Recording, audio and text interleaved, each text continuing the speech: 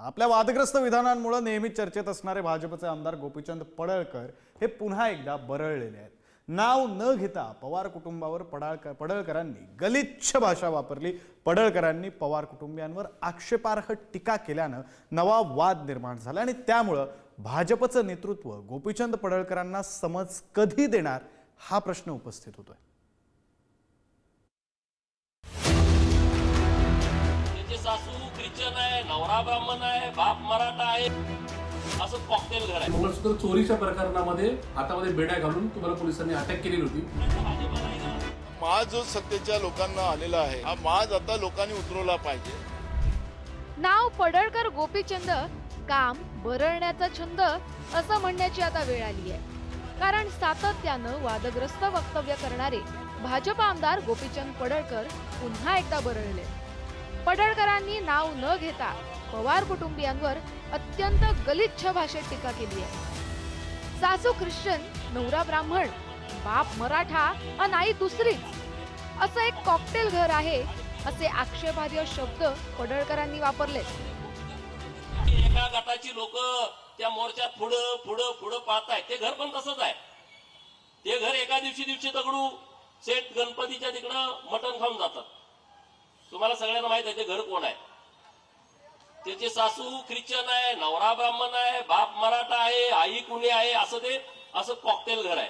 आणि ती लोक आता सगळी इकडं मोर्चामध्ये गोपीचंद पडळकरची आमदारकी गेली पाहिजे। अरे वा, गोपीचंद पडळकरची आमदारकी म्हणजे काय परड्यातला भाजीपाला आहे का? की पवार साहेबांच्या तुमच्यामध्ये निश्चित फरक आहे। कारण की तुम्ही एखाद्या मंगळसूत्र प्रकरणामध्ये, मंगळसूत्र चोरीच्या प्रकरणामध्ये हातामध्ये बेड्या घालून तुम्हाला पोलिसांनी अटक केलेली होती। तेवढी लायकी किंवा पात्रता कुठल्याही राजकारण्याने किंवा अलीकडच्या काळातल्या कुठल्या आमदारांनी घालवलेली नाही। त्याच्यामुळं आपलं एकूणच मागचा इतिहास लक्षात घेऊन इथून पुढे तुम्ही जर टीका करताना तारतम्य बाळगा। सांगलीतील ऋतुजा पाटील हत्या प्रकरणी पुण्यामध्ये हिंदुत्ववाद्यांनी मोर्चा काढला होता। या मोर्चामध्ये भाषण करत असताना गोपीचंद पडळकरांनी पवार कुटुंबियांना टार्गेट केलं। यापूर्वीही पडळकरांनी सातत्यानं पवारांवर जातीवाचक, धार्मिक आणि वैयक्तिक स्वरूपाच्या टीका केल्या। विशेष म्हणजे काका शरद पवार, बहीण सुप्रिया सुळेंवर खालच्या पातळीवर टीका होत असतानाही अजित पवार गप्प आहे। सत्ता पक्षाचे आमदार आणि मंत्री कोणाच्या व्यक्तिगत टीका करतात आहेत, शेतकऱ्यांच्या बद्दलचा अपशब्द बोलतात आहेत, तर हा माज जो सत्तेच्या लोकांना आलेला आहे, हा माज आता लोकांनी उतरवला पाहिजे। पडळकर सारखे वाचाळवीर अनेक महाराष्ट्रामध्ये सत्ता पक्षामध्ये निर्माण झालेले आहेत। राजकारणामध्ये धोरणात्मक टीका मी समजू शकतो। काही लोक युबीटीची आमच्यावर वैयक्तिक टीका करतात, त्यांचा मी विषय सोडून दिलेला आहे। परंतु राजकारणामधली टीका ही धोरणात्मक असली पाहिजे, तत्वाशी टीका असली पाहिजे, वैयक्तिक कोणावर असू नये, असं माझं स्पष्ट मत आहे। आणि म्हणून गोपीचंद पडळकरनी जी काल टीका केलेली आहे त्याच्याशी आम्ही कोणी सहमत नाही। भाजप आमदार गोपीचंद पडळकर यांनी काही दिवसांपूर्वी ख्रिश्चन धर्मगुरूंविषयी वादग्रस्त विधान केलं होतं। त्यामुळे त्यांच्या विरोधात ख्रिश्चन समाज आक्रमक असून ठिकठिकाणी मोर्चा काढला जातो। पडळकरांवर गुन्हा दाखल करून त्यांची आमदारकी रद्द करा अशी मागणी केली जाते।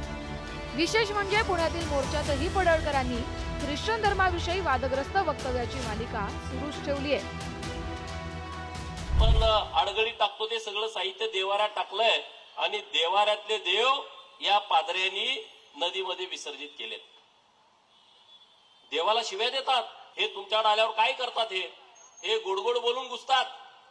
डॉक्टर बाबासाहेब आंबेडकर साहेबांच्या संविधानानं धर्म प्रचार करणं गुन्हा नाही आहे, परंतु अज्ञानाचा गैरफायदा घेऊन त्यांना आमिष दाखवून त्यांच्यावरती जबरदस्ती करून धर्मांतरण करणं हा 100% गुन्हा आहे। पडळकरनी महाराष्ट्रामध्ये सामाजिक अशांतता निर्माण केली आणि जे अल्पसंख्याक आहेत, ख्रिश्चन समाज, त्यांना भयभीत करण्याचं काम केलंय। आणि त्यामुळे महाराष्ट्रात ख्रिश्चन समाजाचं, मुस्लिम समाजाचं, बौद्ध समाजाचं जेवढे अल्पसंख्याक आहे त्यांचं अस्तित्व आज धोक्यात आलेलं आहे। पडळकरला अटक झाली पाहिजे, त्याच्यावरती गुन्हा दाखल झाला पाहिजे, UAPA ऍक्ट अंतर्गत कारवाई झाली पाहिजे आणि त्याची आमदारकी तात्काळ रद्द झाली पाहिजे, ही आमची या ठिकाणी आज मागणी आहे। राज्यात महायुतीची सत्ता आल्यापासून गोपीचंद पडळकर सातत्यानं गरळ ओकतायत.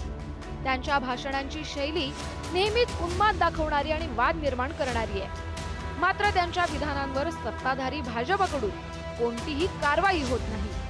त्यामुळे गोपीचंद पडळकरांना वेळीच न रोखल्यास राजकीय तणाव वाढण्याची शक्यता आहे. ब्युरो रिपोर्ट, पुढारी न्यूज.